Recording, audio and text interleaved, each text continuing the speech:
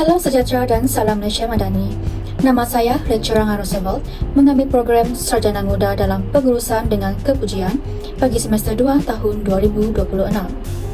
Pada hari ini, saya akan membentangkan satu isu alam sekitar yang semakin membimbangkan di Malaysia, iaitu tanah runtuh akibat penerokaan bukit yang tidak terkawal. Isu ini bukanlah sesuatu yang baharu, namun semakin kerap berlaku seiring dengan perkembangan pembangunan negara. Antara contoh yang masih segar dalam ingatan rakyat Malaysia ialah tragedi Batang Kali pada Disember 2022 yang telah mengorbankan 31 nyawa. Selain itu, kejadian tanah runtuh juga sering dilaporkan berlaku di kawasan Cameron Highland sehingga menimbulkan kebimbangan terhadap keselamatan penduduk dan pelancong.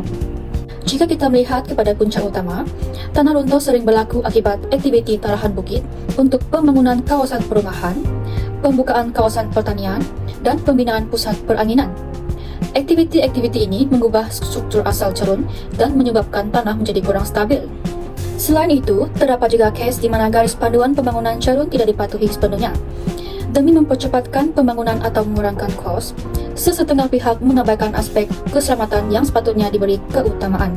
Keadaan ini menjadi lebih berbahaya apabila digabungkan dengan faktor semula jadi seperti hujan lebat yang berterusan, struktur tanah yang lemah dan hakisan tanah. Apabila air hujan meresap ke dalam tanah dalam jumlah yang banyak, tanah menjadi tepu dan kehilangan kestabilannya lalu menyebabkan cerun runtuh.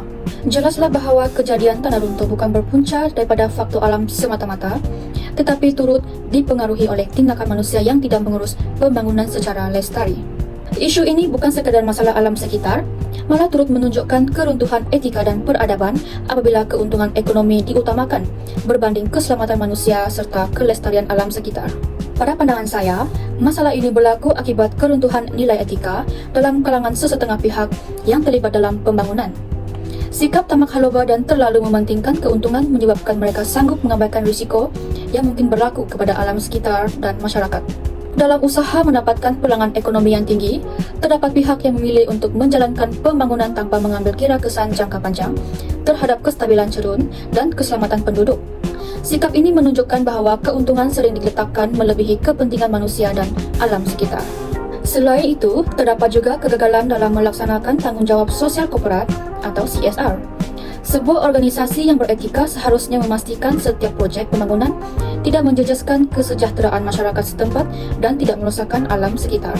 Akibat daripada pengabaian etika ini, pelbagai kesan buruk telah berlaku kepada alam sekitar. Antaranya ialah kemusnahan kawasan hutan, peningkatan hakisan tanah, dan kehilangan biodiversiti apabila habitat semula jadi haiwan serta tumbuhan dimusnahkan. Kesan sosial yang ditanggung oleh masyarakat juga amat besar.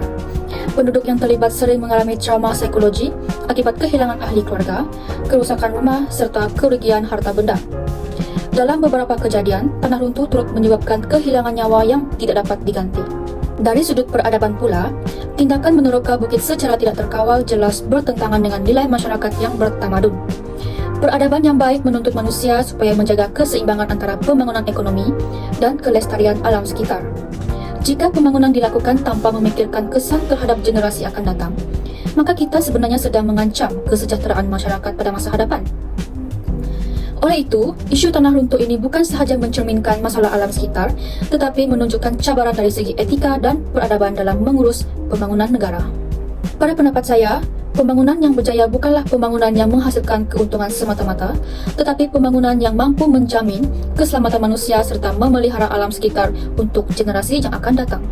Bagi mengatasi masalah ini, beberapa langkah penyelesaian boleh dilaksanakan berdasarkan matlamat pembangunan mampan atau Sustainable Development Goals, iaitu SDG. Dalam isu ini, dua matlamat yang paling berkaitan ialah SDG 11, iaitu Bandar dan Komuniti Lestari, serta SDG 15, iaitu Kehidupan di Darat. SDG 11 memberi penekanan kepada bandar dan komuniti yang selamat serta lestari, manakala SDG 15 menekankan pemeliharaan ekosistem daratan dan biodiversiti. Kedua-dua matlamat ini menekankan kepentingan pembangunan yang selamat, mampan dan mesra alam. Dari segi peranan kerajaan, proses kelulusan laporan penilaian kesan alam sekitar atau EIA perlu diperketatkan. Setiap projek pembangunan di kawasan cerun perlu dinilai secara menyeluruh bagi memastikan risiko terhadap alam sekitar dapat dikurangkan. Selain itu, pihak berkuasa perlu meningkatkan pemantauan terhadap pembangunan di kawasan bukit dan cerun. Pemeriksaan berkala harus dilakukan bagi memastikan semua projek mematuhi syarat keselamatan yang telah ditetapkan. Kerajaan juga perlu mengenakan hukuman yang lebih tegas terhadap pihak yang melakukan penerokaan haram atau melanggar peraturan pembangunan. Hukuman yang berat dapat memberi kesedaran dan mengelakkan kesalahan yang sama daripada berulang. Dari sudut masyarakat pula, orang ramai perlu memainkan peranan sebagai mata dan telinga pihak berkuasa. Sebarang aktiviti penerokaan bukit yang mencurigakan atau tidak mematuhi peraturan hendaklah dilaporkan dengan segera. Masyarakat juga boleh menyokong usaha pemeliharaan alam sekitar melalui program penanaman pokok, kempen kesedaran alam sekitar serta pendidikan mengenai pembangunan lestari. Selain itu, penggunaan teknologi moden turut dapat membantu mengurangkan risiko tanah runtuh. Contohnya, sistem amaran awal boleh memberi peringatan kepada penduduk sebelum berlakunya bencana. Teknologi drone pula boleh digunakan untuk memantau keadaan curun secara berkala, manakala sensor pergerakan tanah dapat mengesan perubahan struktur tanah sebelum tanah runtuh berlaku. Dengan gabungan usaha kerajaan, masyarakat dan teknologi, risiko kejadian tanah runtuh dapat dikurangkan dengan lebih berkesan. Jelaslah bahawa isu tanah runtuh memerlukan tindakan segera kerana kesannya bukan sahaja menjejaskan alam sekitar, malah turut memberi impak pada kesejahteraan sosial dan pembangunan negara. Sebagai kesimpulan, tanah runtuh akibat penerokaan bukit yang tidak terkawal merupakan satu isu alam sekitar yang serius dan perlu diberi perhatian oleh semua pihak. Walau pembangunan penting untuk pertumbuhan ekonomi negara, pembangunan tersebut mestilah dilaksanakan secara bertanggungjawab dan berlandaskan nilai etika serta prinsip pembangunan lestari.